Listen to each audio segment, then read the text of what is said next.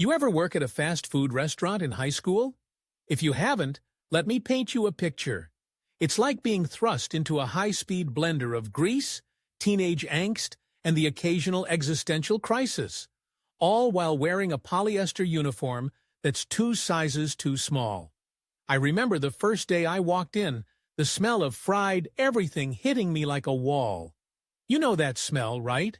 It's a mix of regret and sodium. I was greeted by my manager, a guy named Steve, who looked like he hadn't seen daylight since the 90s. He had this wild hair and a mustache that could only be described as caterpillar chic. "Welcome to the team," he said, and I thought, what team? This is not the Olympics.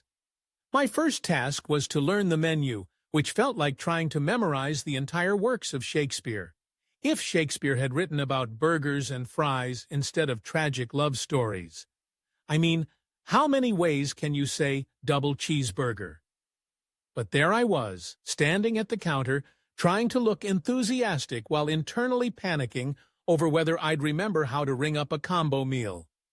And let me tell you, the customers were a whole different level of chaos. You'd think people would be nice when they're hungry, but no, they're hangry. I had a woman come in once, storming up to the counter like she was about to declare war. "I ordered a large fry, not a medium," she yelled, as if I personally had conspired against her potato desires. I tried to explain that the fries were the same size as my hopes and dreams, both of which were equally deflated, but she wasn't having it. I just nodded and handed her the fries, trying to suppress a laugh, because the way she was glaring at me, you'd think I was the one who invented the medium fry. Then there were the co-workers. Oh boy, the co-workers. We were a motley crew of misfits. There was Jenna, who was convinced she could make a TikTok career out of flipping burgers. And then there was Kevin, who spent his shifts trying to convince us that he could eat a whole 20-piece nugget by himself.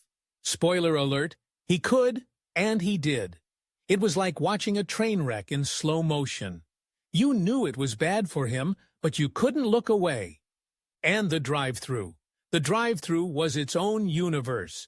It was like a game show where the prize was a cold soda and a side of fries. "Welcome to Fast Food Kingdom, where your order is our command," I'd say, trying to sound cheerful. But as soon as they'd start ordering, it was like they were speaking a different language. "I'll have a number 3, but can you make it a combo? But hold the onions, add extra pickles, and make sure the fries are fresh. And, oh, can you throw in a sweet tea?" I'd be standing there nodding along, thinking, sure, let me just consult my crystal ball to see if I can fulfill your every whim. The highlight of my day was always the end of the shift. I'd walk out, uniform drenched in grease, hair smelling like a fryer, and I'd think, what did I just do for the last 5 hours?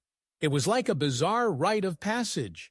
Sure, I was flipping burgers and dealing with cranky customers, but I was also learning life skills, like how to smile through the pain and how to dodge ketchup packets thrown by my friends during our breaks. So, if you're ever in a fast food joint and see a teenager behind the counter, remember, they're not just serving food, they're surviving a jungle of fries, hormones, and absurdity. And if you're lucky, they might even hand you your order with a side of laughter.